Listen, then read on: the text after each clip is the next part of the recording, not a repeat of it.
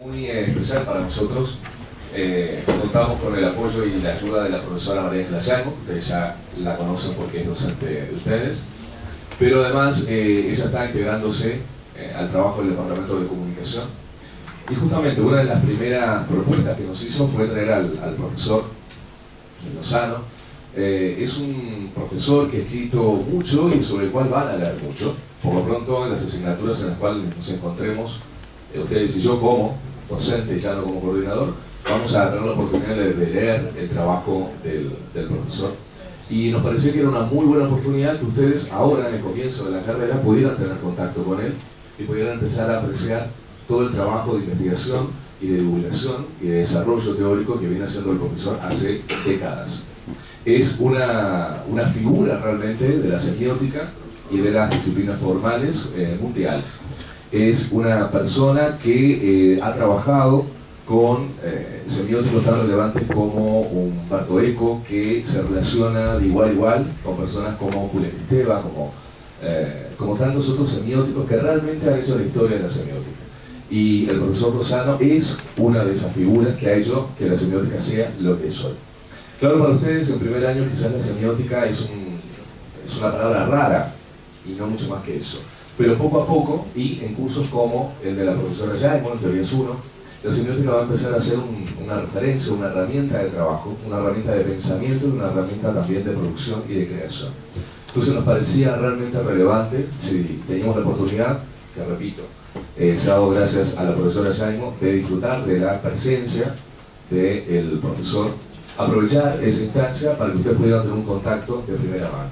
Ya ayer tuve una instancia de reunión con nuestros docentes, porque también ellos estaban ansiosos por poder reunirse con él, escuchar su palabra, y hoy él está presente para hablar de un tema de última actualidad, que es producto de una investigación en curso que está desarrollando hoy, que él dirige. Pero antes de entrar en tema, a mí me gustaría por lo menos hacer una breve presentación más formal del currículum del profesor. Jorge Lozano es doctor en Historia, es catedrático de Teoría de la Información en la Facultad de Ciencias de la Información de la USM. Desde el 2008 dirige un grupo de investigación de semiótica de la cultura. Es, creo yo, el experto y el mayor exponente de la semiótica de la cultura de habla hispana y, yo me atrevería a decir, del mundo en realidad. Es investigador principal del proyecto I+D, el fenómeno Wikileaks en España, un análisis semiótico mediológico, que es justamente la investigación sobre la cual él hoy nos va a hablar. Y entre su producción bibliográfica, bueno, es como muy extensa, pero yo les voy a mencionar algunos títulos que ustedes, si no han leído, van a leer a lo largo de esta carrera.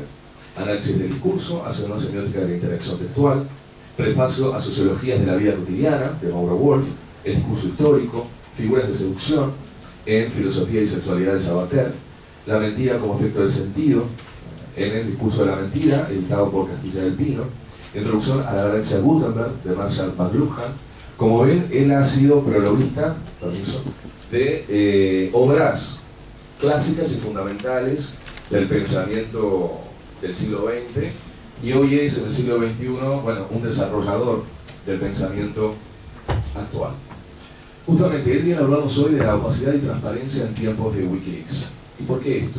Yo voy a tomar la libertad de leer una pequeña cita de su texto de la revista de Occidente, el último número de la revista de Occidente, que está dedicada justamente a los resultados y a los debates que alimentan este proceso de investigación que les comentaba. El profesor dice: la transparencia implica nuevas visibilidades que simultáneamente hacen y dejan de hacer, ponen en evidencia y ocultan, muestran y esconden, dan seguridad y controlan, revelan y velan. La transparencia, lejos de ser accesible y transparente, está llena de mediaciones, filtros y opacidades. La transparencia no es un estado, es un proceso complejo, con múltiples matices y secretos. Justamente, ¿quién mejor que el profesor para explicarnos las complejidades de la transparencia desde un fenómeno tan cotidiano, hoy por hoy, en lo que son las discusiones que tenemos cotidianamente, las conversaciones que tenemos, y obviamente que está tan presente en los medios como es el fenómeno Wikileaks? Así que le agradecemos al profesor la presencia, el honor que nos hace de estar visitando la universidad, y lo dejamos para que, bueno, pueda presentarnos sus ideas. Muchas gracias. Bueno, muchas gracias, querido colega. ¿Se oye? No se oye. ¿Se oye? ¿Se oye?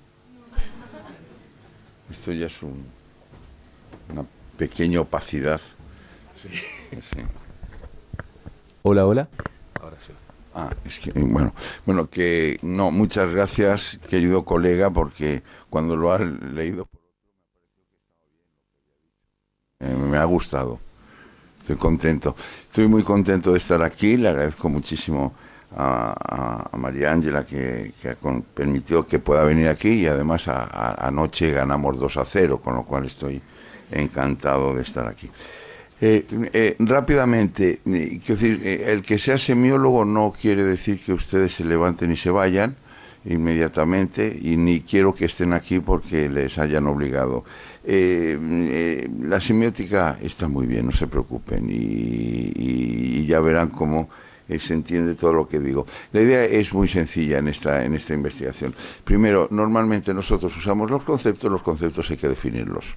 Y hay muchas veces que los conceptos se definen gracias al diccionario, pero muchas veces digamos, la fuerza de las palabras y de los signos, pues significan cosas diferentes, y significan cosas diferentes en culturas diferentes. Yo quiero hablar de tres cosas: transparencia, opacidad y Wikileaks. Y hablaré como Woody Allen cuando dijo: he hecho un curso de lectura rápida, he leído Guerra y Paz de Tolstoy, va de Rusia.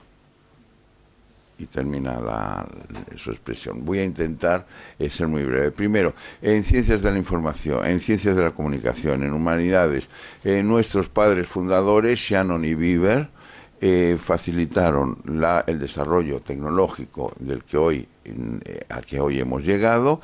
Son los que desarrollaron un modo de transmisión de señales que hace que hoy, cuando damos la carta de crédito, sepan cuál fue el nombre de mi última novia. Eso produce dos sensaciones: una, que realmente fueron unos genios y se permite llegar a casi todo y saber casi todo, y por otra parte preferiría que no se supiera quién fue mi última novia. ¿Están de acuerdo? Bueno, pues los primeros ingenieros, Shannon, Weber y Turing, hicieron dos cosas fantásticas. Uno, desarrollaron las nuevas tecnologías, desarrollaron la informática, desarrollaron el cerebro electrónico, desarrollaron todo, pero al mismo tiempo encriptaban. Y, por ejemplo, gracias a la teoría de información, pues hubo menos muertos en la Primera Guerra Mundial, porque los nazis habían codificado unas señales y tenían una máquina estupenda, se llama la máquina Enigma, hay miles de películas sobre ello, y los buenos rescataron la máquina y con los polacos, y se la llevaron a Churchill, que era simpático, gordito y simpático. Churchill vio la máquina Enigma y se lo comunicó a Roosevelt. Para comunicárselo a Roosevelt, Shannon y Turing, que es este señor que celebramos ahora el centenario, que se suicidó, que fue un gran cerebro, y Shannon, que fue el padre de la teoría de la comunicación, encriptaron, pusieron dificultad en las señales para que lo que decía Churchill al presidente Roosevelt no se entendiera. Con lo cual, ven ustedes que empiezan a ser encriptadores aquellos que luego han conseguido más señales, o que funcionen más señales y se llegue a mayor conocimiento de la transmisión de señales. Y, por ejemplo, ese señor que se llama Wikileaks, que ahora se está haciendo una película con él, y que yo no sé si, luego os preguntaré si os parece bueno o malo, yo creo que es de todo un poquito. Ese señor es criptógrafo, empezó encriptando, y por una parte ha descubierto cosas, y por otra parte ahora está encerrado en la embajada de Ecuador en Londres, con un castigo terrible, que es que ha tenido que cenar con Lady Gaga, que entenderán que es un castigo que no se merece ningún criptógrafo. Bien, con esto lo que trato de decir es que la transmisión de información y la encriptación han ido paralelos en nuestra historia, y sobre eso quiero hablar. Segundo, ¿por qué transparencia y opacidad? Porque realmente con la aparición de Wikileaks se pensó dos cosas: oh, Dios mío, ha cambiado el mundo, que es lo primero que dice cualquier periodista cuando sucede algo. Los periódicos están llenos de acontecimientos históricos, salvo el de ayer, que nos lo merecíamos, salvo lo de el 2-0. Pero lo demás es acontecimientos históricos, todo es una revolución. Wikileaks se ha llegado a todo, ya todo es transparente, se puede acceder a cualquier lugar. Esto ha planteado la idea que en lo que hoy se llama la software culture, es decir, la cultura del software, cualquiera desde su casa puede hacer una película barata. Puede acceder a cualquier cosa. Si el poder nos controla, nosotros podemos controlar al poder, porque tenemos esta posibilidad con el software de crear artefactos culturales. Ustedes saben que Wikipedia está lleno de voces anónimas. Por eso yo no lo leo. Quiero decir, porque no me fío de mi vecino. De ustedes sí, pero de mi vecino no vaya a ser que escriba una voz. Pero la posibilidad de que cualquiera pueda hacer cualquier cosa ha supuesto la idea en el imaginario que estábamos en una sociedad transparente. Los medios de comunicación habían cambiado los regímenes de visibilidad e invisibilidad, ahora lo público y lo privado desaparece por mor de la televisión, y de repente se pensó que Wikileaks, por ejemplo, era una nueva fase, un cambio drástico, una revolución incluso, donde se podía alcanzar la transparencia total. Nosotros estamos trabajando en decir, pero ¿qué es eso de ser transparente? ¿Es verdad que se puede llegar a toda la transparencia? La transparencia es un mito, es una utopía, es algo accesible, es una aporía, es decir, una dificultad de atravesarlo, como dice el griego, y sobre eso les voy a hablar. Primero, empecemos por un poquito de semiótica de la cultura, y ya verá cómo se entiende todo. ¿Están ustedes de acuerdo que una cultura se puede definir como una actitud ante el signo? Fíjense qué fácil. Por ejemplo, ¿ustedes no están de acuerdo que se puede tener una actitud ante el signo lujo, como que una cultura, un conjunto de elementos de orden antropológico, cultural, semiótico, etcétera, etcétera, un conjunto de estos, puede pensar que el lujo sea necesario? Sí, porque hemos visto miles de películas donde, aunque no pagues al servicio, tienes que tener lujo, porque el lujo te equivale a un cierto rango, etcétera, etcétera. Pongo un ejemplo banalísimo. Los papas se llaman pontífex, es decir, el que hace puentes. Puentes para presumir, ¿no? Para decir, mira qué puente he hecho, ¿no? Para que veas que aquí hay guita, etcétera, etcétera. El pontífex hacía, y de ahí la magnificencia, y hacían un montón de cosas. Y entonces había una actitud ante el lujo como algo necesario, símbolo de poder, o símbolo de altura, o símbolo de magnificencia. Llega el Papa Francisco, y dice, no, yo no voy ahí, que hay mucho lujo, me voy a un hostal. Las vacaciones, 4 meses en Castel Gandolfo, voy 2 días. Los zapatos, que es lo primero que se ponen, que cambian todos los papas. Empezar que en vida cambiándose los zapatos, por algo será. Y parecen como los botines de Van Gogh en esto, de una humildad extrema. ¿Veis? Para unos el lujo es necesario, para otros es un exceso y es malo. Para unos es bueno, para otros es malo. Y tú puedes decir que hay culturas ante el lujo que lo consideran bueno, y hay culturas ante el lujo que lo consideran malo. La invención del negro fue para demostrar que uno no era rico por sangre y que no iba con esos frufrus tremendos de la aristocracia, sino producto del trabajo. Y ahí llegaron, por ejemplo, la cultura del trabajo, del ocio, etcétera, etcétera. ¿Están ustedes de acuerdo? ¿Ven que es muy sencillo? Bueno, culturas ante la transparencia. Hay culturas ante la transparencia, hay culturas herméticas, hay culturas secretas, hay culturas opacas y hay culturas que ni fu ni fa. Por ejemplo, culturas herméticas. Ustedes habrán visto, porque me han dicho que para entrar aquí hay que tener un buen bachillerato, que los pitagóricos, por ejemplo, eran una secta secreta. Se entraba, no se podía decir nada, y digamos lo que cohesionaba al grupo era mantener el secreto. Están las culturas herméticas, están las culturas a favor del secreto, están las culturas que no se quiere que se sepa, están las culturas del pudor, están las culturas, y luego están las culturas transparentes, sepamos todo, venga, viva, etcétera. Pongo un ejemplo. Cuando los jesuitas portugueses del siglo XVI fueron a Japón, lo primero que les interesó fue describir a las geishas, porque no entendían nada cómo eran las geishas. Y descubrió que las geishas medían 1,50, las describían en el siglo XVI, 1,50 de altura, con pelo 1,58. Muy chic, yo lo considero muy chic.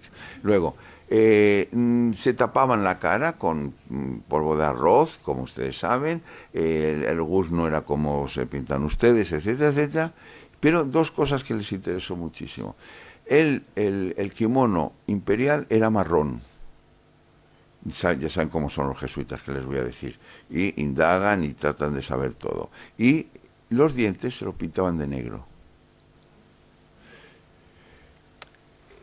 Para nosotros, entre el negro y el blanco, está el gris. Pero si ustedes estudiaran física, se darían cuenta que estudiando ondas y todas esas cosas complicadas, entre el blanco y el negro está el marrón, justo en medio. Y en medio, entre lo claro y lo oscuro, ¿qué es? La sombra. ¿Y qué es la sombra? La sombra es aquello que dificulta, impide o facilite la no luminosidad. Se pintaban lo negro con una especie de elogio de la sombra, como diría Tanizaki. Por ejemplo, las casas japonesas clásicas no disponen las ventanas de cristal, disponen de papel, para que no sea diáfano, translúcido, nítido, etcétera, etcétera, etcétera. Es decir, son culturas que su relación con el signo son diferentes. Entonces hay culturas donde no quieren lo transparente, quieren, por ejemplo, la sombra. Por eso se pintan los dientes. Uno puede decir, hombre, si te pintan los dientes de negro, qué asco, ¿no? Bueno, vale, pues no ligue usted con una japonesa, ya lo sabéis, con una geisha japonesa que lleva el kimono marrón, cuidado, y otro es, en cambio, bueno, pues personas que son más reservadas, más sinceras, esto lo sabemos exactamente. Por eso nosotros tratamos de decir, bueno, primero, culturalmente, ¿qué es eso de una especie de apoyo descarado por la transparencia? Bueno, pues nosotros empezamos a decir, definamos los conceptos. Y curiosamente, nuestro gran adyuvante, nuestro gran colaborador en los análisis es siempre el diccionario. Vayan al diccionario, que es muy divertido, porque luego, claro, le mandan ver tal palabra y esa palabra le reenvía a la anterior, con lo cual, si ustedes están favorecidos por la drogadicción, puede tener un problema grave, porque es un reenvío constante. Si son sanos, como espero, bueno, lo controlan. Problemas de transparente. Fíjese, cuando yo hice una encuesta con todo el mundo sobre qué es transparencia, le pregunté a todo el mundo, ¿tú qué entiendes por transparencia? También para ver cómo los empíricamente se trabajaba, te das cuenta que según vas filtrando un poquito, transparente es algo material, transparente es algo físico, transparente es, por ejemplo, el agua que permite que se vea algo sin desaparecer. Es un determinado material, eso, el cristal, es el vidrio.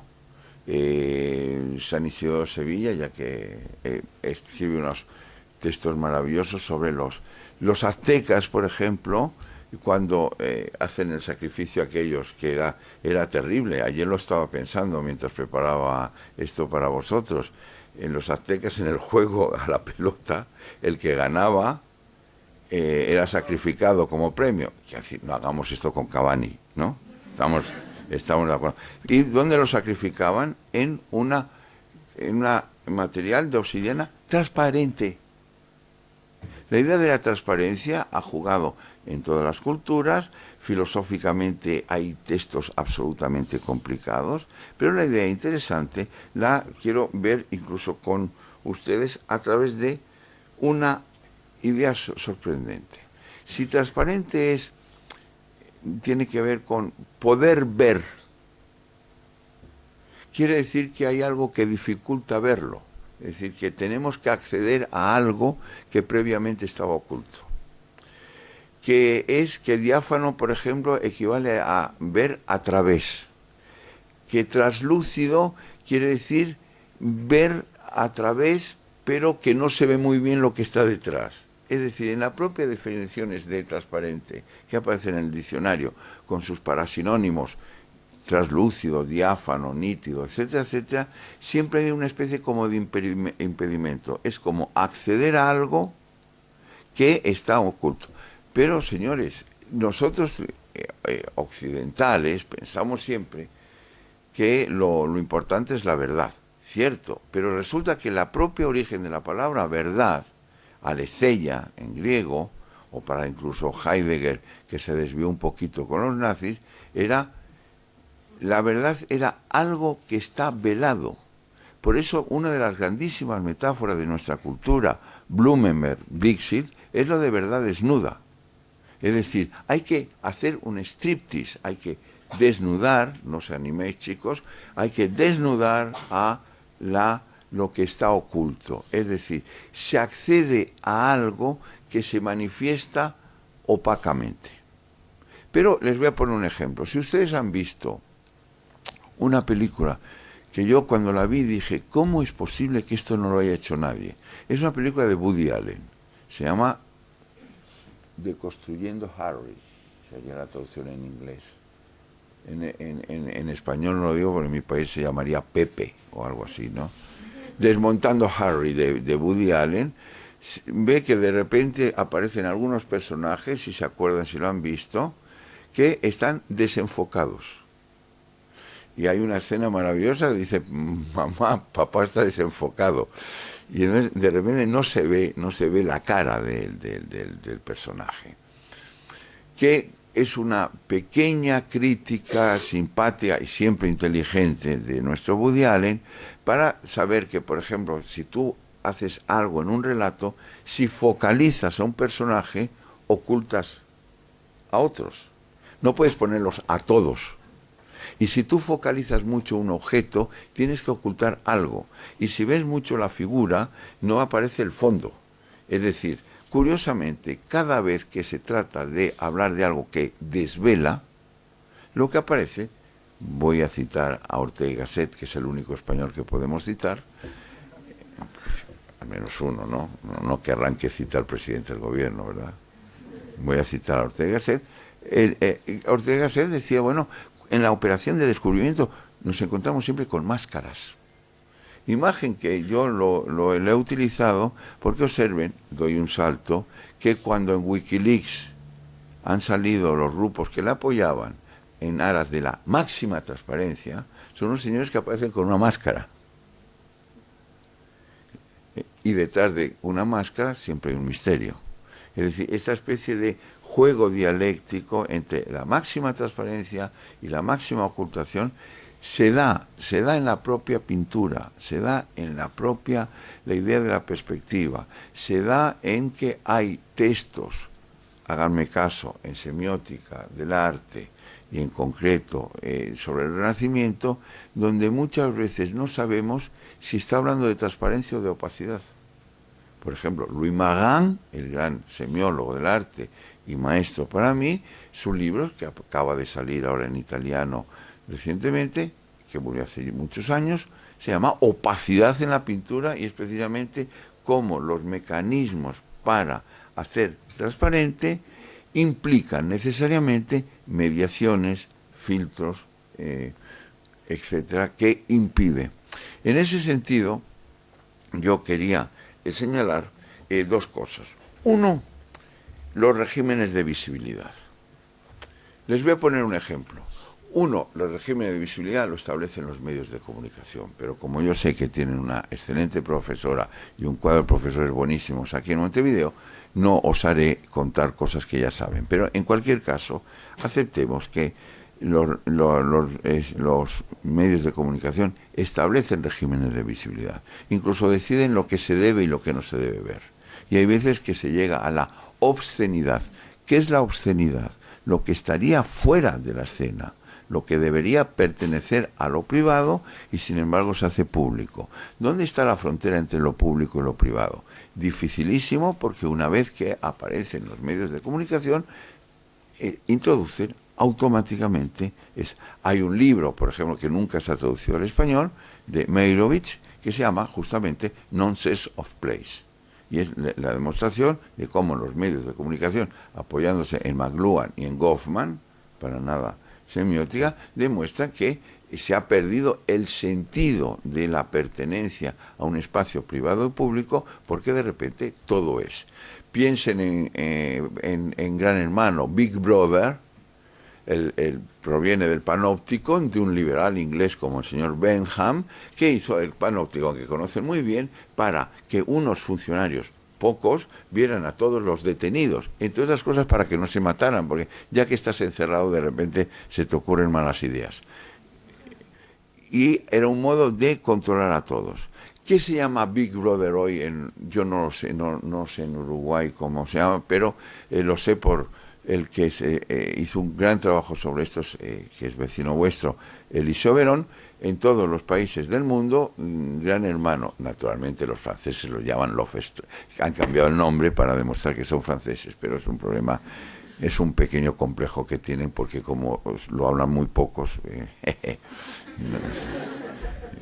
a veces tenemos que hacer venganzas. Bien, ese programa visto en el planeta Tierra, con el mismo nombre que venía del Big Brother de Orwell basado en el Panopticon, ya no es algunos viendo a todos, sino todos viendo a cuatro cretinos diciendo boludeces infinitas. Quiero decir, ven ustedes, y esto yo creo que es consecuencia de esta posibilidad de que nada se escapa a la posibilidad demiúrgica de unos medios de televisión, de los medios de comunicación. A mí me interesa, en cambio, estos regímenes de visibilidad que modifican el pudor. Yo lo comparo siempre con la minifalda, si me permiten. Todos los estudios sobre la moda dejaban creer que fue el pudor desde el Génesis el que hizo. Descubrieron que tuvieron miedo y descubrieron que estaban desnudos. Génesis, ¿se acuerdan ustedes? Luego llega Jehová, poco ecologista, mata unos animales, les tapa, y desde entonces es el pudor el que hace nacer al vestido, y luego un poquito de frío, etcétera, etcétera. Cuando usted ve en Estocolmo a una señorita con minifalda a 30 grados bajo cero, la razón de que es para cubrirse del frío no es del todo cierto, empíricamente, visto por el observador. Y dos, que automáticamente, si se pone de moda la minifalda, no hay juez canalla, por canalla que sea, que pueda decir, como en algunos juicios, iba usted provocando. Porque la minifalda establece lo que se puede y lo que no se puede ver. Entonces, hay culturas que pueden ver un escote muy largo, pero no podían ver, qué sé yo, la pierna o el pie. En la estatuaria griega no se podía ver el ombligo, y hemos pasado unos años que era imposible no ver ombligos. Todas mis alumnas, yo creo que incluso alumnos, me enseñaban el ombligo constantemente. Yo pensé que era una protesta contra mí, luego entendí que era una moda. Quiero decir, la moda, por ejemplo, actúa como los medios de comunicación, imponen regímenes de visibilidad. Y si en una cultura el pudor hizo nacer la moda, hoy podemos decir que la moda hace nacer el pudor. ¿Ven cómo funciona? Entonces, rápidamente, vete avisándome que luego hago cosas terribles y la idea de Wikileaks, por tanto, es posible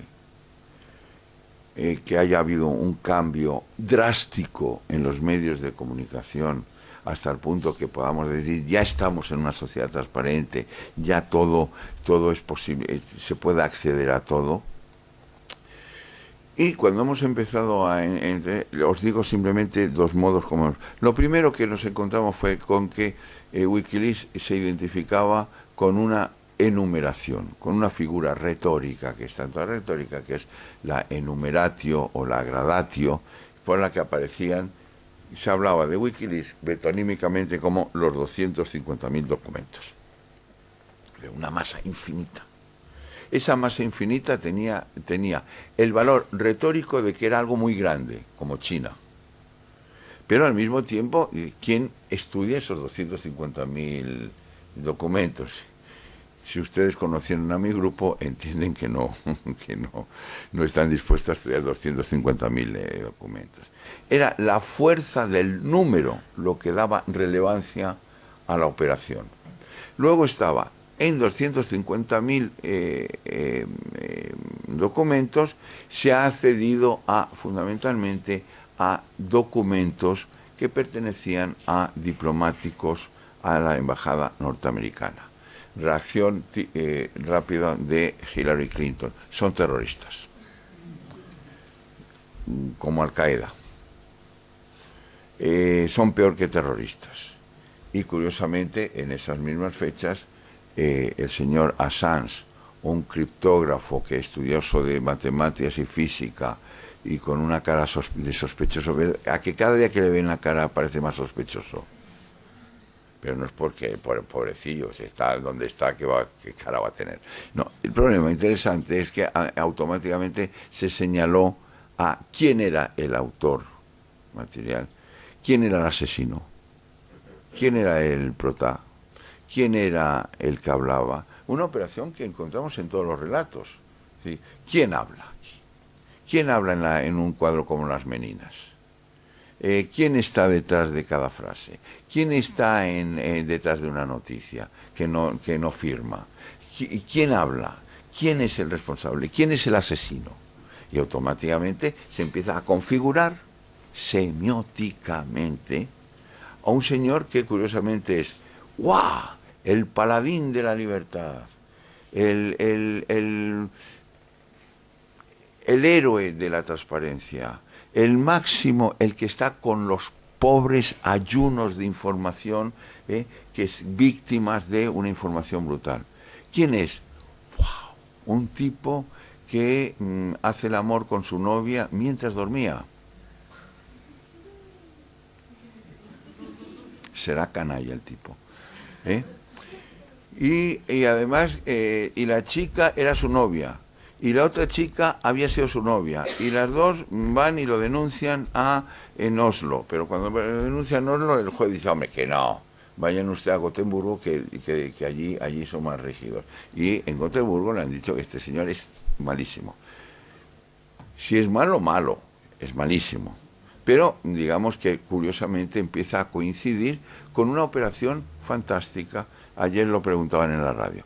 Miren ustedes, todos los héroes son sospechosos, digámoslo claro, salvo John Wayne, ¿no? Los héroes, es demasiado bueno, decimos normalmente.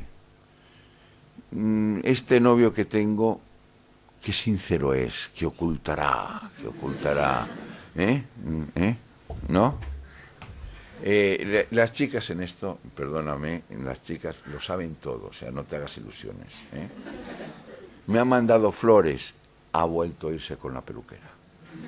Es decir, la semiosis ilimitada del señor Peirce quiere decir que un signo reenvía otro signo y este otro signo, etcétera. Luego estarán los límites, pero es muy difícil que un héroe de la transparencia, no tenga, como corresponde a cualquier elemento transparente, cosas oscuras, cosas opacas. Y aquí es ya pues la cosa de las novias y la cosa de estas, que además tampoco es tan guapo el tipo, o sea, tampoco, ¿no? Etcétera. Bien, esto empezamos a ver que curiosamente cuando un tipo hace determinadas cosas, tiene lo que en semiótica de la cultura se llama derecho a la biografía. Y observen, el santo es santo porque no sorprende. ¿Sí? El santo, el verdadero santo, el que estudiábamos de pequeños, era un señor que se levanta muy temprano. Los santos se levantan, da gusto que temprano se levantan. Cantan, hacen maitines, no hablan, rezan, siguen, pum. Al día siguiente se levantan, siguen, pum, hacen. Van a la misa pensando que no han ido nunca y saben cómo termina, ¿no? Y te misa est, se decía. Y van, y siguen, y siguen, y siguen, y siguen. Es decir, es santo aquel que no introduce ningún acontecimiento novedoso en su recorrido narrativo. A diferencia del héroe.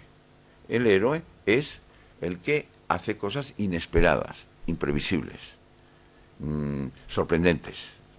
Supone una discontinuidad.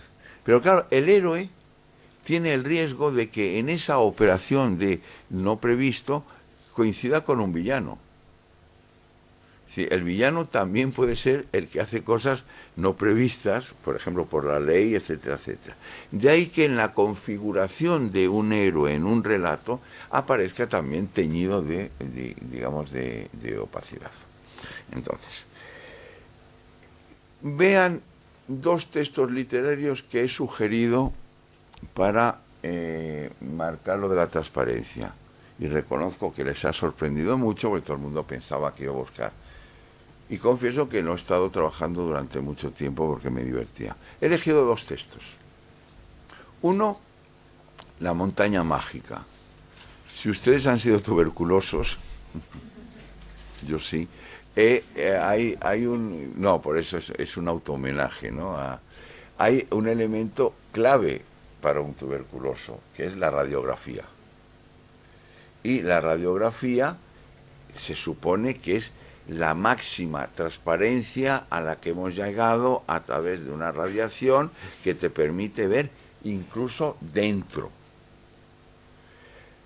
Yo creo que le debo a un médico. Yo intenté librarme del servicio militar español por razones que ustedes comprenderán rápidamente, y alegué tuberculosis, y yo iba con mi fetiche, que era mi radiografía.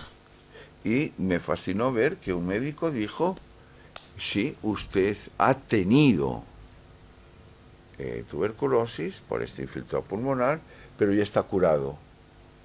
Y el otro dijo: usted tiene tuberculosis y no puede hacer la mili.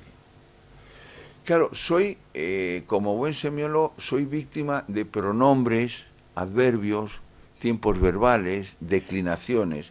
El tipo que declinó tuvo, pero ha curado, me quería mandar a la YUM. El otro, bondadoso, me dejó libre. ¿Entienden? La radiografía era la misma, pero la observación, la mirada, la interpretación era diferente. De algo tan transparente como una radiografía. Y eso lo pueden ver en La montaña mágica de Thomas Mann, que es un libro que recomiendo vivamente, aunque no se ha sido tuberculoso. Y el segundo es un caso que aparentemente sería extremo, que es la carta robada de Poe, que todos conocen. La carta robada de Poe, el policía que va a buscar la carta, no ve la carta, se encuentra con una opacidad. No diga usted que es que el policía era idiota, no, el policía era muy bueno. El problema es que el sobre, en la carta, era opaco por exceso de transparencia, por exceso de visibilidad. Era la tanta visibilidad la que impedía que lo viera. Porque uno, cuando va a buscar una carta, abre cajones, abre armarios, abre debajo del suelo, pero no dice: aquí está, te pillé. Porque nadie dice te pillé a algo que está, salvo que enloquezcas.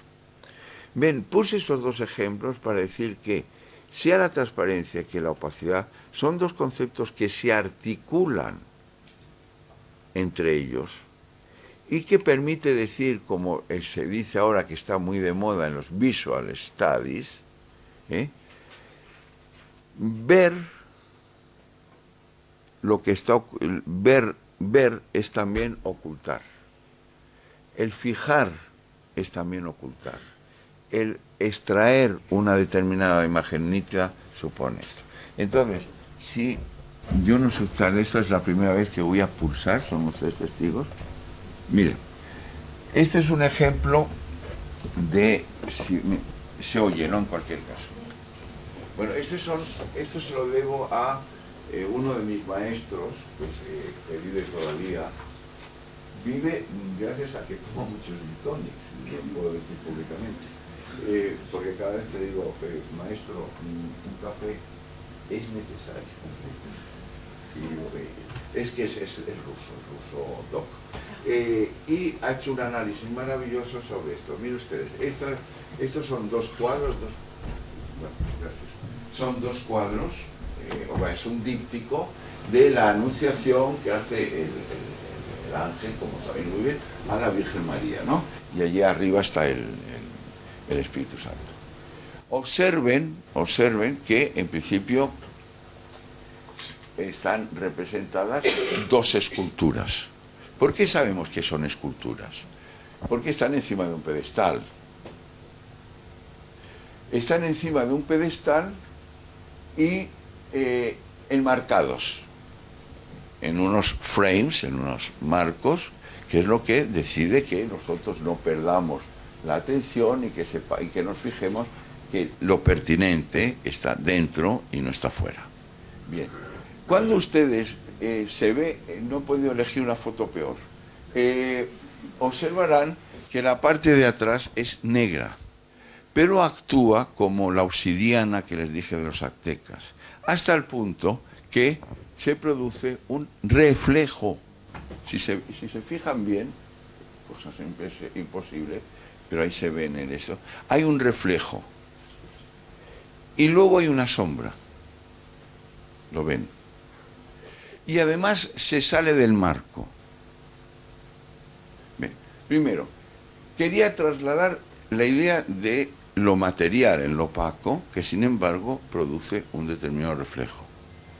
Que una estatua, así llamada estatua, con reflejo y con sombra, que se sale del marco, sorprendentemente va dotándose de elementos humanos. Se produce una transformación de la estatua en algo que ya te va pareciendo humano, siendo lo mismo, simplemente porque tiene un reflejo y tiene una sombra. Pero fíjense, por ejemplo, en algo como hay un cuadro que he visto muy recientemente, que es este, que es una maravilla, porque es un policiaco, este es un políptico que está en Gante, en Bélgica, que ha sido robado 13 veces. Y una de ellas, ¿por quién? ¿Quién ha robado todo? ¿Quién nos ha hundido la vida? Hitler, ¿se acuerdan, no? Pues Hitler lo quería también, no sé para qué, porque él pintaba ciervos espantosos, pero no sé. Y Goering, y bueno, lo robaron, y hay una parte de atrás que fui a verla, y falta, etcétera, etcétera. Pero fíjense ustedes el juego, digamos, en la representación visual cuando alguien intenta... Este es un texto lleno de misterio. Bueno, es un políptico, están detrás, esta es la parte frontal, detrás están incluso los que han pagado, esta figura como el último cuadro de la Edad Media y el primero del Renacimiento, que si fueron los dos hermanos, que si fue solo uno, etcétera, etcétera. Pero, dado que estamos en la Universidad Católica de Uruguay, yo no sé ustedes cómo rezan, o cómo rezaban, o cómo han oído rezar, pero normalmente había un orden sintáctico, que era Dios, Hijo y Espíritu Santo. Y si uno dice Dios, Hijo y Espíritu Santo, no lo cambia, ¿no? Porque somos víctimas de la sintaxis, ¿no? Si nosotros decimos en español el león, está claro que él es un artículo, pero si decimos león él y cambiamos la sintaxis, pasamos de un artículo a un pronombre. Estamos de acuerdo, ¿no? Que la sintaxis... Fíjense, primero, ustedes ven la figura de arriba, o sea, en la verticalidad, aquí está el Cordero Místico, que ahí sí es la representación de Jesucristo, Hijo. El Hijo es el Cordero Místico, ¿de acuerdo? Arriba, ¿quién es? Perdona, ¿el Cordero Místico quién es? Bueno, pero son ustedes unos ateos. Vamos a ver, ¿quién es el Cordero Místico? ¿Dios Padre es Padre o Hijo? ¿Eh? Bueno. Entonces, si son las dos cosas, este es Dios Padre, puede ser Padre. Entonces, aquel es el Hijo. Si es el Hijo, ¿por qué está vestido de Padre? Esa es la gran pregunta que durante siglos se estuvieron viéndolo. Y encima, la orientación es que en medio de los dos, fueren cuales fueren, está el Espíritu Santo, que es esa palomita ahí con aura. ¿Se dan cuenta? Esto es un modo de insistir en que la transparencia y la opacidad en las imágenes, voy a seguir con otra imagen que tenemos. Mire, esta es una cochinada, como ustedes verán, y me disculpo, pero es un cuadro, es de Tiziano, esto lo salva, ¿no? Esto lo salva. Este es un cuadro que ha perturbado enormemente en la historia de la pintura. Si quieren saber la historia así de cultura general, pues es una señorita muy joven de 14 años que se casa, entonces había una costumbre de pintar, etcétera, etcétera. No voy a explicar dónde está el centro del cuadro, etcétera, etcétera. Pero, ¿qué es lo que inquieta en este cuadro? ¿Qué es lo que inquieta en este cuadro? Sí, usted me puede decir. ¿O una le inquieta? ¿A usted le parece?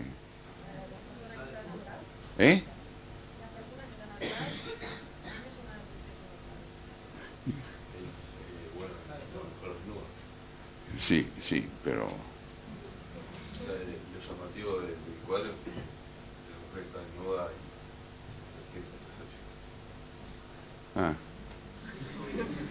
y... Sí, pero bueno, me gusta mucho que si ustedes se fijen en que perturba a la gente y no les perturba a usted. Es decir, a mí lo que me perturba es, señorita, no, me está mirando, ¿no? Bueno, pues es que eso, es decir, mire usted, no hay desnudos sin observador, es una ley elemental.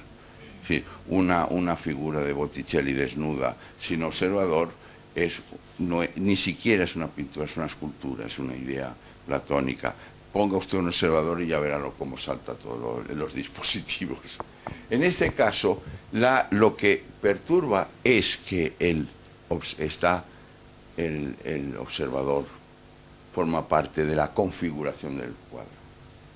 O lo que es lo mismo, hay una esfera pública, que es el observador, digámoslo en términos más sociológicos, una esfera íntima y una esfera privada.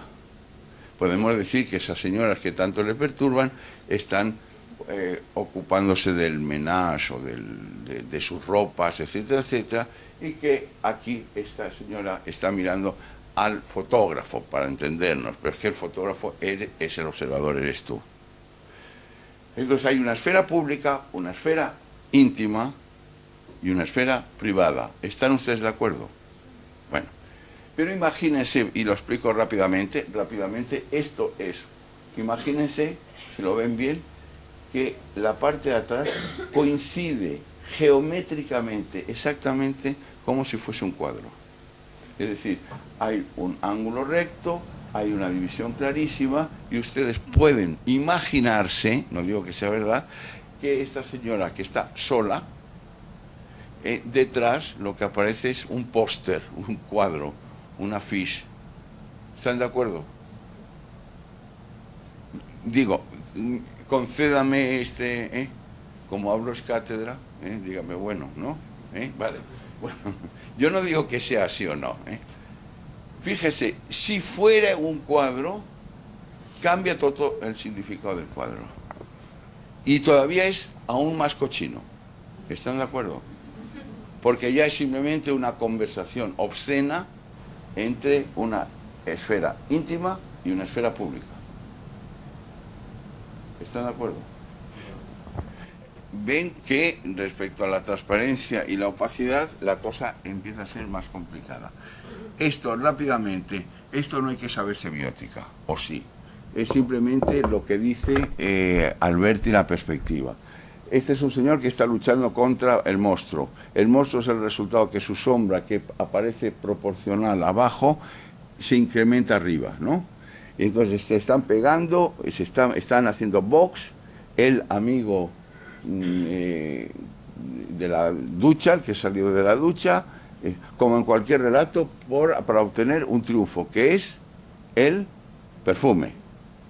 Pero el perfume ve que la sombra es simétrica y proporcional entre ellos.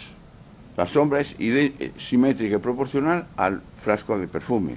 Pero el frasco de perfume es desproporcional respecto al caballero. Por tanto, el perfume, y esto no lo habían visto ustedes nunca, es del monstruo y no del caballero. ¿Están de acuerdo? Pero no me digan sí como a los locos, ¿eh? Ay, he hecho algo mal. Bueno, esto ya son palabras mayores y con esto concluyo. Este es el memorial. Ah, perdón.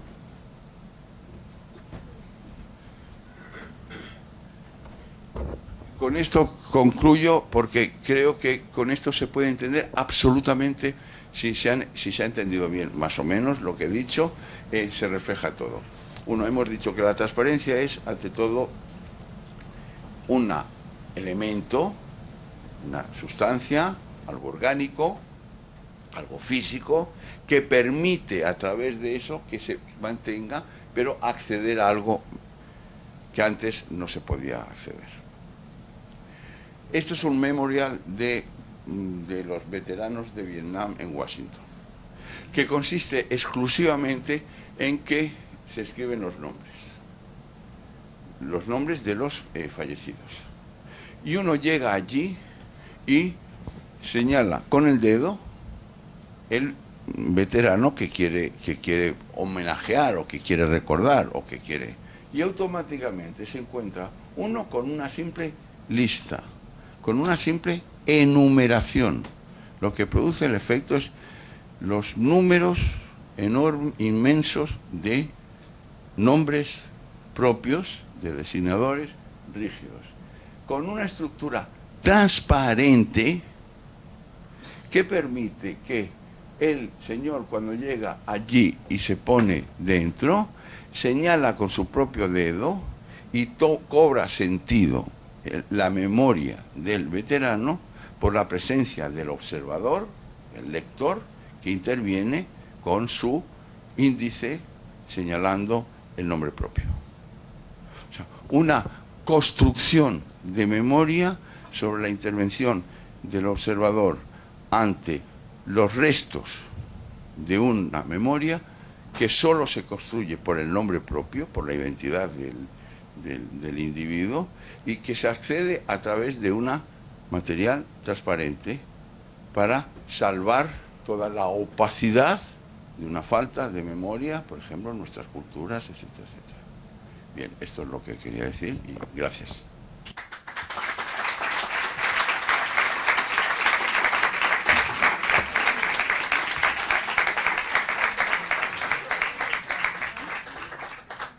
Bueno, muchas gracias. Vamos a dar espacio a las preguntas. Yo voy a romper el hielo transparente. Justamente, sí, mis chistes saben que son siempre referentes a lo que estamos hablando. En este doble vínculo que acaba de explicar, de estos dos conceptos que van muy unidos, que es imposible hablar de transparencia sin hacer referencia a lo opaco o a la máscara, y al mismo tiempo no puedo hablar de la máscara sin hacer referencia a querer saber más, a quitarla, la transparencia. Vuelvo a lo central, me parece, aquí en comunicaciones, el rol de los medios, ¿no? Los medios serían ese espacio transparente. ¿Cuál es el rol de los medios y cuál es el rol de la gente que trabaja en los medios? Porque los medios son están constituidos por personas, ¿no? Haciendo de cuenta de que como el que va a visitar ese memorial es el que señala, bueno, en esa plataforma que son los medios, ¿quién señala? ¿Sería quien trabaja en los medios, el que recibe ese mensaje? Primero, no, disculpar, me habían dicho que en Montevideo hacía muchísimo frío. Y yo les creí. Bien, quiero decir, sobre los trabajadores de los medios que merecen todo el apoyo en una situación en la que efectivamente se están en el planeta Tierra, han visto ahora el Washington Post y los periódicos americanos que van online, la cantidad de despidos que está habiendo a los periodistas, etcétera, etcétera.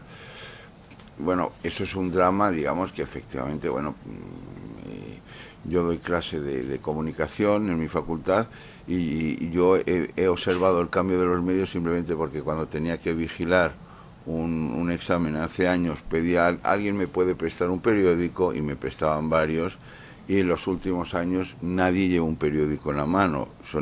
También es verdad que son estudiantes de periodismo y les da un asco enorme los periódicos, yo mis alumnos. Uno es el trabajo en la comunicación es fundamental, pero yo creo que nosotros tenemos una ventaja, me refiero los que nos dedicamos a esto, los que estamos en el mismo barco. Por una parte, que los medios no es cierto que sean solo medios, a veces son protagonistas. Por ejemplo, yo de vez en cuando veo la televisión española, no me queda más remedio, y la televisión española está llena de telebasura, pero de un modo ya brutal, pero ya descarado. Pero he aprendido mucho. Por ejemplo, cuando contratan a un delincuente para que hable en televisión, normalmente en mi país, si sales en los medios, o es porque entras delincuente o terminas saliendo delincuente. Hay una mala progresión. Cuando entran y se sienta un friki, por ejemplo, lo que llaman un friki, un marginal, un desviado tremendo, se sienta porque le van a pagar un dinero, más cagoma, y lo primero que dice es, ¿cuál es mi cámara? Quiero decir, él va allí para pillar dinero para comprar heroína, quiero decir, digamos, esta es la transacción. Pero sabe perfectamente que él se tiene que dirigir a la cámara y de repente tú estás en tu casa solo, tomando, no quiero deprimirles, a veces ocurre, single, tomando una ensaladita y ves a que un tipo mal encarado te mira y dice, sí, porque tú tomas cocaína, Pepe. Y entonces tú te separas. Quiero decir, ves, por ejemplo, la televisión tiene esa capacidad. Es decir, la televisión es capaz de que de repente no es el medio que sirve entre uno u otro. A veces adopta el papel de destinatario. Y hay ya muchos ejemplos. Es decir, que de repente uno habla con la cámara. Luego con las repercusiones, obviamente, de que se está refiriendo a alguien y que se produce este efecto de realidad.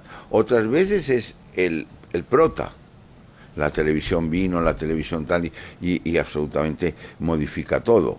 En los partidos de fútbol, etcétera, etcétera. La gente que habla porque ha venido como si fuese un interlocutor. Es decir, los papeles no son solo de mediación. Esto yo creo que es interesante. Es un problema enunciacional interesante. Es decir, si yo veo una película donde la chica está maravillosa bueno, una actriz guapísima besa a Humphrey Bogart, yo tengo todos los derechos en la sala oscura de pensar que me está besando a mí, la chica, que soy mucho más guapo que Humphrey Bogart. Pero si en el momento en que me está besando a mí aparece el micrófono, la jirafa se llama en esto, automáticamente ya me ha fastidiado la ensoñación, me ha dejado claro que no es verdad. porque se ve técnicamente. Cuando en la neotelevisión, así lo llamaban tus profesores en Bolonia o ECO, se refiere a que de repente está la televisión y se ven las cámaras de televisión, que solo producen el efecto de decir, da igual lo que digan, pero es verdad. O sea, y por eso, pues, constantemente te dicen, ¿por qué la gente prefiere el directo al diferido? Eso me parece interesante, porque no interesan los contenidos. Es decir, interesan los contenidos en el nivel que si tú quieres estudiar Churchill, hay un programa sobre Churchill maravilloso, pues vas a uno probablemente hecho por la BBC. Pero lo interesante es que modula la construcción del propio discurso. Es decir, si tú ves a la televisión, nadie piensa que viendo a la televisión hay una televisión que filma la televisión, sino que ahí está la televisión y por tanto todo es verdad, todo es en directo, nada es artificial, etcétera, etcétera. Mientras que un diferido, vaya usted a saber. ¿Ves? Por ejemplo, la mera presencia de la televisión te hace creer que es transparente. La no presencia de la televisión te permite pensar que me estaba besando la novia de Humphrey Bogart, a mí. Esos son mecanismos de enunciación. Es decir, aquí nadie filma, ella me está mirando a mí, me mira como en este problema de esta señorita, que muy recatados ha dicho, no, es que está desnuda. Vamos a ver. A mí no me engañas. O sea, está desnuda para ti. Pues era para mí. Pero bueno, luego lo discutimos y vemos de quién es la chica. Pero ese mecanismo de apelación es lo que te desconstruye. Luego, los trabajadores de los medios. Los trabajadores de los medios tenéis una, si me permitís así que hable ex cátedra, ¿no? Como el padre Francisco, ¿no? Si os hablo ex cátedra, hay un trabajo fundamental. ¿Sabéis cuál es? Acabar con los estereotipos. Tenéis un trabajo fundamental. Porque los estereotipos es con lo que nos ganan siempre los imbéciles. Pensar que las modas cambian. La única moda que no cambia es la de los imbéciles, que se reproducen por esporas y que te hacen creer, no, esto es así. Por ejemplo, los políticos, la palabra que más pronuncian es transparencia. Hacen leyes de transparencia. La transparencia es lo máximo. Y ahora vamos a hacer transparencia. Y vamos a decir cuánto me costó cuánto ha costado que me lo sé, el Volkswagen, a ver si le compráis otro Volkswagen al presidente. Que lo he estado viendo, digo, pero hombre, presidente, no te pueden comprarle, ¿no? Luego hacemos una colecta. Bueno, sabemos exactamente cuál es el coche, cuánto ha gastado el coche, cuánto ha costado el colegio en inglés para los niños y tal. Eso es lo que llaman transparencia los políticos. Y llaman transparencia y dicen, vamos a hacer todo transparente. Voy a poner, como se le dijo a mi presidente, hombre, tampoco somos idiotas. Y dice, voy a deciros lo que cobra. Claro, en negro, ¿cómo se va a saber, no? Lo que cobra en negro no se sabe. Es decir, la transparencia se ha convertido en una especie como de algo que soluciona, de bálsamo tranquilizador, se da a conocer lo que está oculto. Lo que es imposible es que a medida que descubrimos hay otras cosas que se ocultan. Lo interesante es ver qué debe aparecer y qué no debe aparecer. Que a mí me digan datos de transparencia de los políticos no me interesa nada. A mí no me interesa nada a veces sí. ¿Quién es la novia del ministro? A veces sí, pues si es tu hermana, ¿no? Por ejemplo, o una cosa así, pero vamos, para ver dónde estás, ¿no? Situado. Pero no te interesan cosas, entonces es el mismo fenómeno, ¿no? Te digo una cosa para ocultarte otra. Y yo creo que los trabajos de comunicación es entender que la comunicación es muy, muy, muy, muy complicada y en contra de lo que pensamos, pues produce determinados efectos. Luego están las masas. Las masas son enormemente simpáticas. Las masas yo creo que hay que verlas como muy simpáticas. Por ejemplo, a las masas le dices tú Shakespeare o el granuja dice granuja.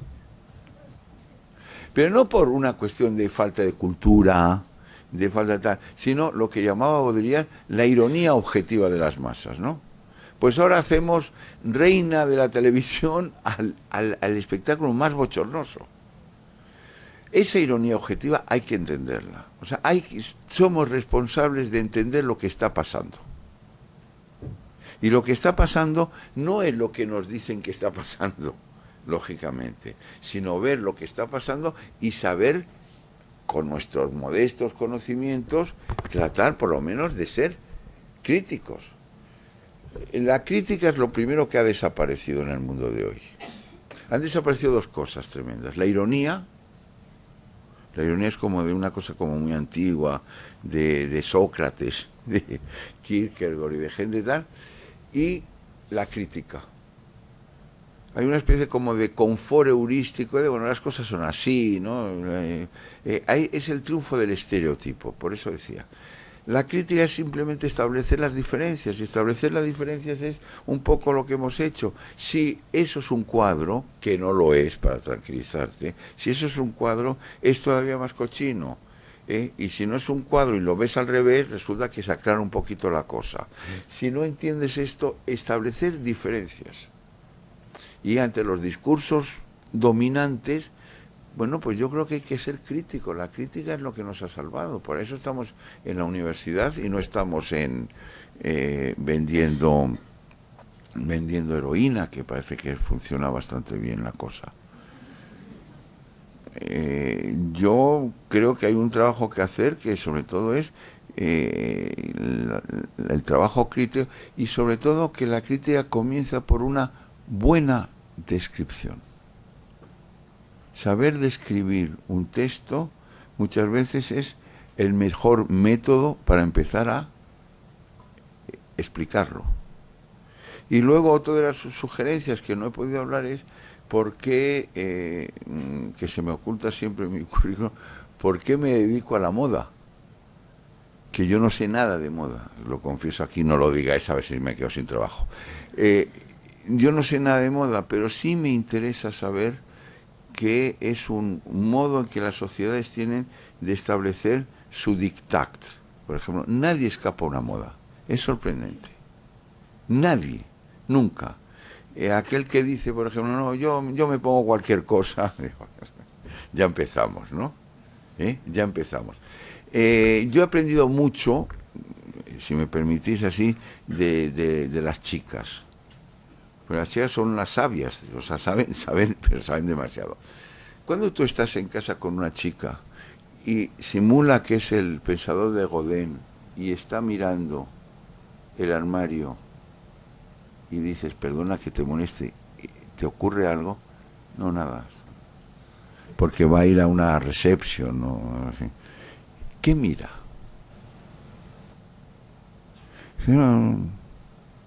No está mirando qué se va a poner, que es una operación, debe ser complicadísima, a juzgar por el tiempo que invierten.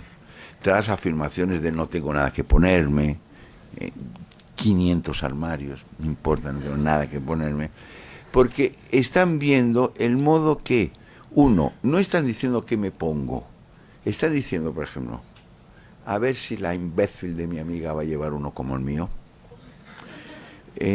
A ver, es decir, está introduciendo una cantidad de... Para los estudios de recepción que sé que hay aquí, es clarísimo estudiar eso.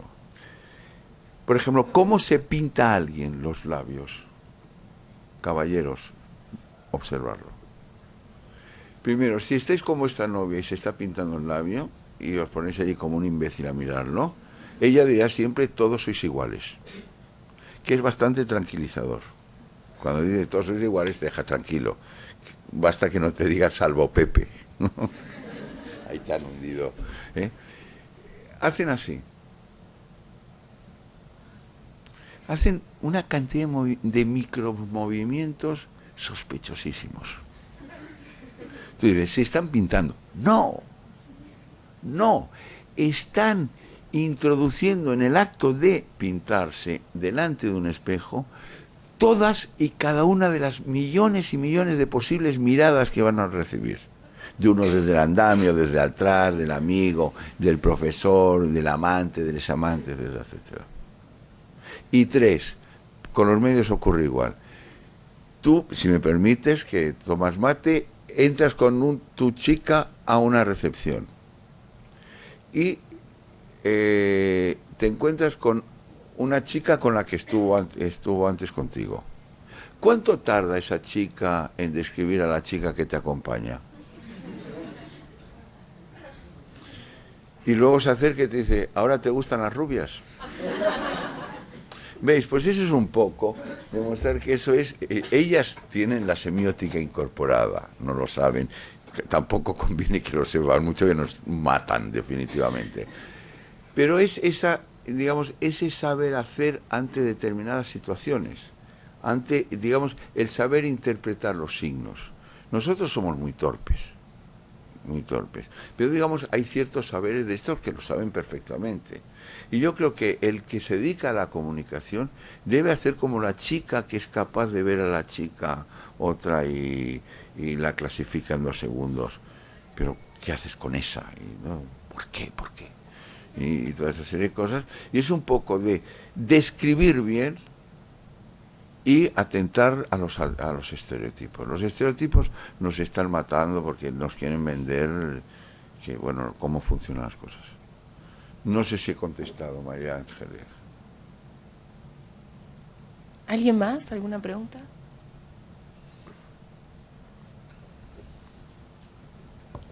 Hola, quería hacer una pregunta sobre los estereotipos que vos decías. ¿No será que también el uso de los estereotipos, por ejemplo, en la publicidad, los estereotipos vienen a ser útiles para realizar el mensaje publicitario? Porque si yo tengo un estereotipo determinado, voy a saber qué tipo de producto y de qué manera lo voy a perfilar. Entonces, en ese caso, esos estereotipos me están ayudando. ¿Se entiende? Yo me imagino que sí, pero fíjate con qué dudas lo contesto. Quiero decir, vamos a ver. Los estereotipos, los estereotipos son condensaciones culturales con las que nos manejamos, ¿no? O sea, es facilísimo decir, por ejemplo, los catalanes, como no soy catalán, ya está claro, ¿no? Los catalanes, ¿no? Los argentinos son tal.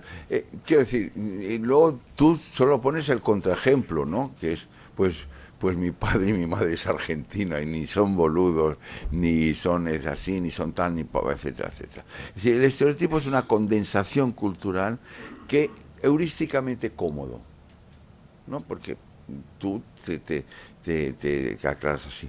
Y la publicidad sí, muchos discursos publicitarios eso lo han sabido hacer extraordinariamente bien. Pero a mí lo que pasa es que en el discurso publicitario no me interesa tanto la descripción de los estereotipos, sino la capacidad fantástica que tiene para prescribir. Por ejemplo, si a una chica, si hay un anuncio que a mí me pareció admirable en esto, era para granitos en la frente para adolescentes, ¿no? Y era una chica muy triste y digamos todo el programa narrativo era un poco, venga, usa Clerasil y con Clerasil te va bien. Pero no, era una, te toman, es decir, tú como destinatario, te ofrecen unos relatos que funcionan muy bien.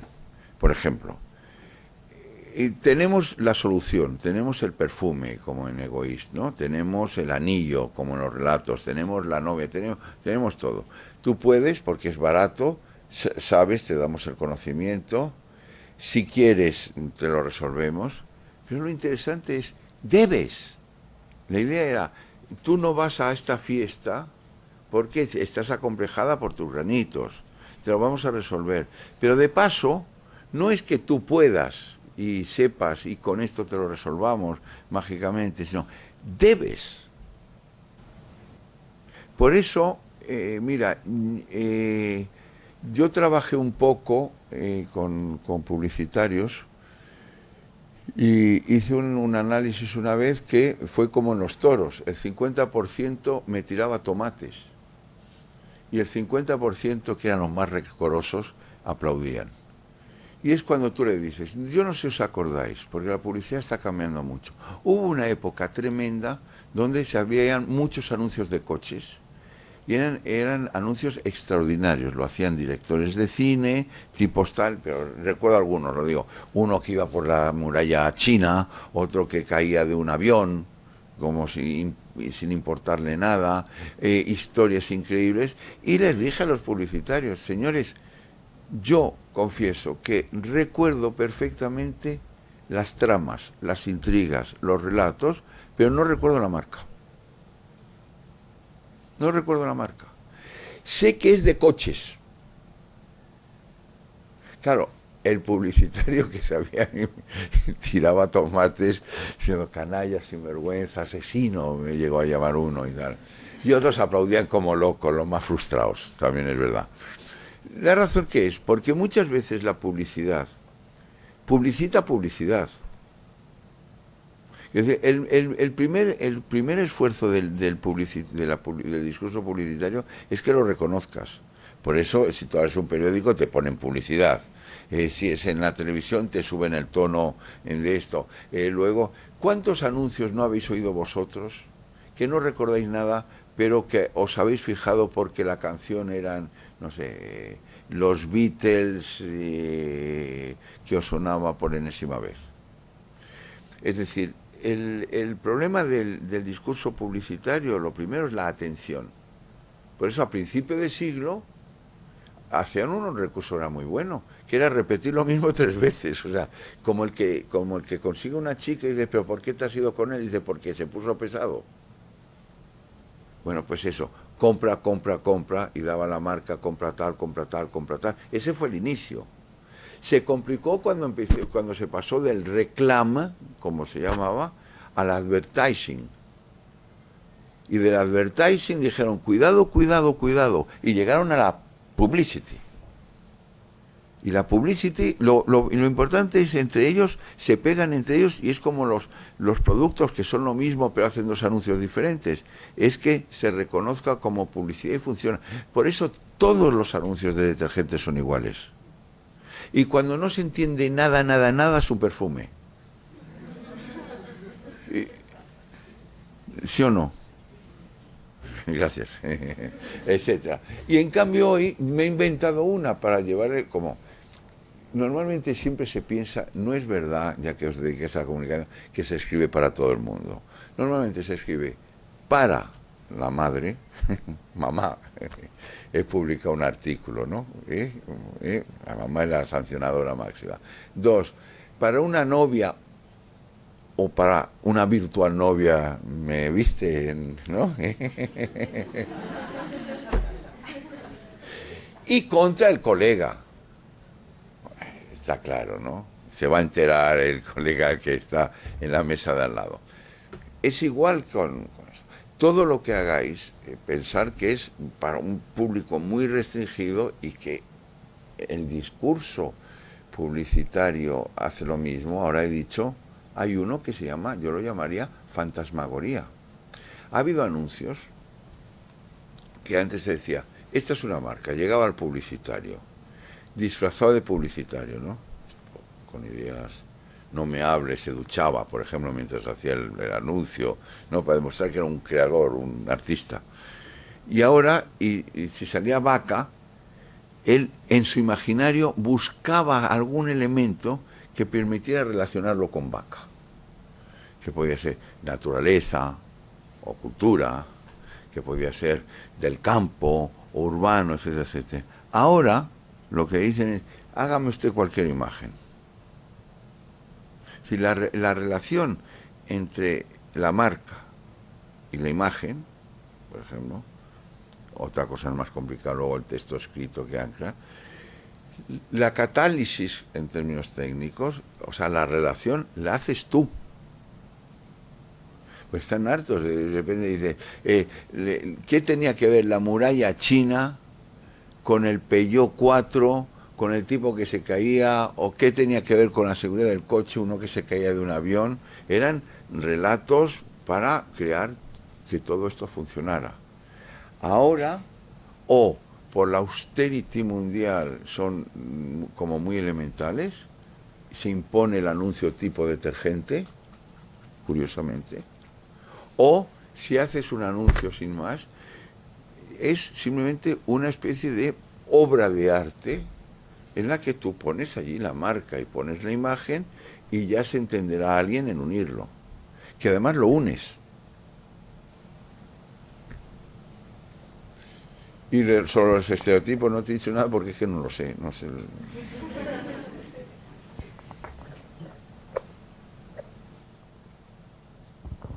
Buenas. Buenas. Mostraste con esto y con lo de la película de Woody Allen cómo el exceso de transparencia a veces también es opacidad, ¿no? Como necesitas un contraste de opacidad para transmitir la información. ¿En qué medida en las redes sociales, que cada vez se muestra más, pasa ese límite de transparencia y de exceso de transparencia a opacidad? Si hago una confesión, yo no tengo yo doy un máster de semiótica de la cultura y semiótica de la moda, donde para mi desesperación como profesor me vienen 40 chinos que no entienden ningún idioma y claro, me matan a mensajes por email. Con lo cual yo no tengo, y cuando estuve muy enfermo, mi grupo me hizo un Twitter.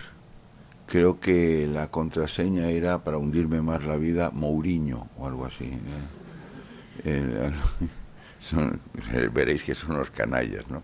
Bien, entonces dice, bueno, yo creo que como pensaban que iba a morir, dice, aquí con 140 caracteres pues puede decir cosas geniales, ¿no? Como McLuhan es estupendo, ¿no? Por ejemplo, y mandas un Twitter y... Me he negado al Twitter, me he negado a Facebook y me he negado a ninguna intervención de las redes sociales exclusivamente para salvarme del acoso. Es decir, del acoso de tener que leer cualquier cosa. Sí me interesan ciertos fenómenos. Por ejemplo, los Twitter están degenerando en una especie de, ahí sí lo podemos decir, de un exceso de transparencia que podríamos llamar necio. Por ejemplo, estoy comiendo. Claro, a lo mejor es importante la noticia, pero quiero decir, el grado de descripción no llega más. Luego están las intervenciones en las redes sociales que sí han producido determinados fenómenos que hay que estudiar, epidémicos. Evidentemente han servido mucho, pero pongamos la atención. ¿Cuántos artículos habéis leído que lo de las redes sociales suponía una revolución brutal en Túnez? Y en Egipto, y en Libia, y en Marruecos. Y mirad cómo estamos. Digo, estamos en el sentido global.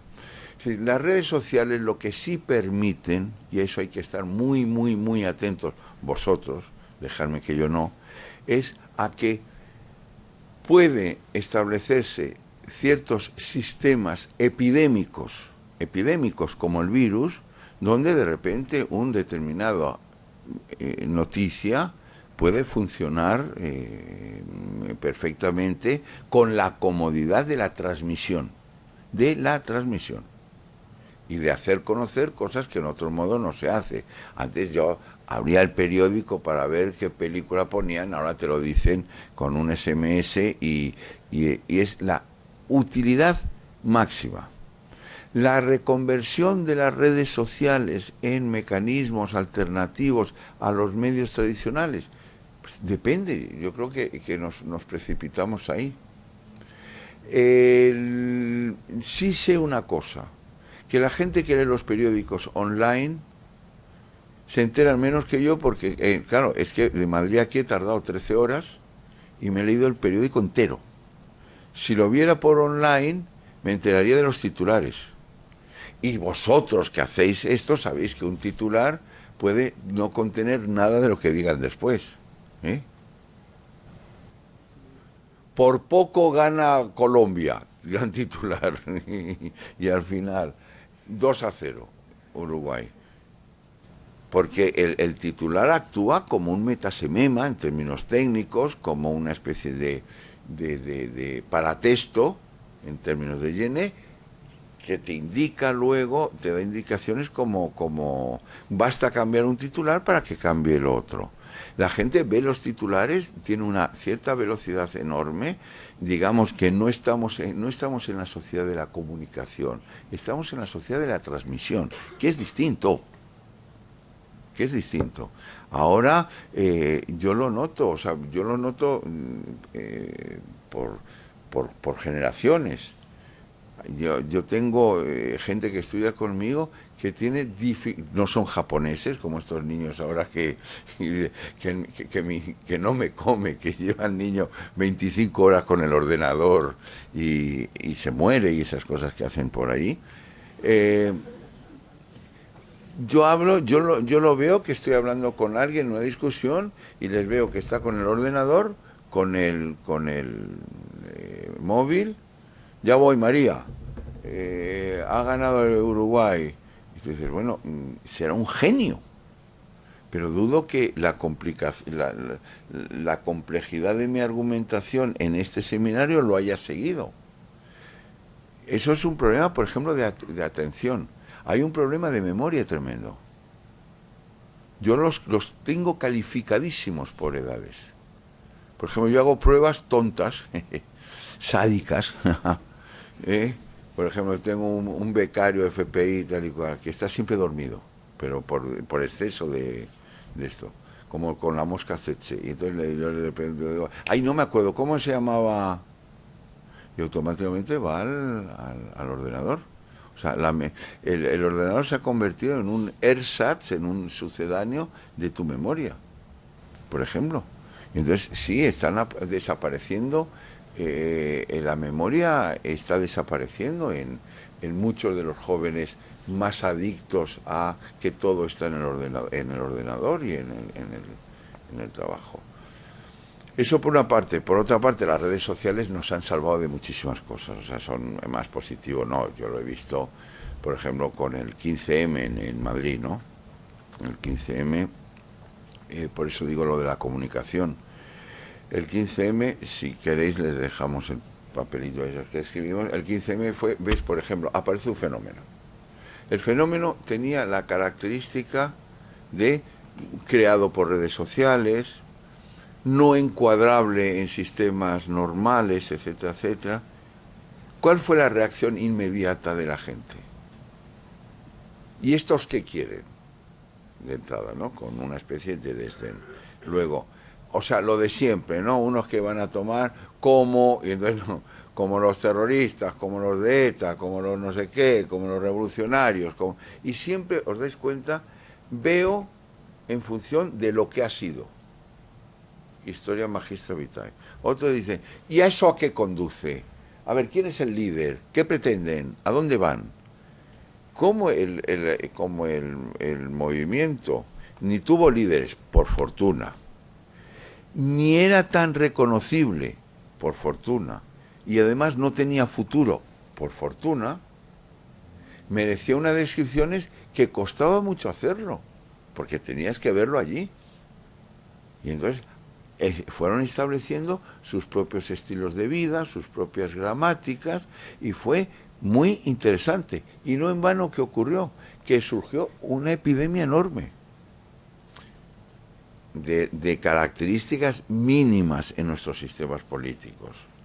Pero llegó a París, que es donde nacen los niños, llegó a Roma, me refiero llegó a Estocolmo y entonces a Nueva York, y eso se hacía combinación de redes sociales y de jóvenes, digamos, no contagiados por los sistemas tradicionales y que saben que innovar es muy difícil, pero que están dispuestos por lo menos a no repetir exactamente las experiencias anteriores. Entonces, claro, de momento son epidémicos, minoritarios, pero yo tengo mucha fe, no en lo que puedan hacer, sino en la asistencia de movimientos no previsibles, y que luego llega el editorialista y con dos apuntes ya dice, bueno, esto me recuerda a mí el 68, pero si no tiene nada que ver, hombre, si no tiene nada que ver, esfuércese en intentar describirlo, ¿no? Esto no conduce a nada. Y automáticamente, como en todas las descripciones, las opacidades, ¿no? Están movidos por agentes secretos que vienen del exterior, ¿eh? Ha sido Cavani que detrás del gol se le subió a la cabeza y montó un movimiento en la Puerta del Sol en Madrid. ¿Pero qué tiene que ver? El pobre Cavani bastante ha hecho con ganar y darnos esta alegría. Bueno, damos por finalizado la charla del profesor Jorge Lozano. Le volvemos a agradecer por parte de la Facultad de Ciencias Humanas. Asuntos Públicos, para conocer mejor, para saber más.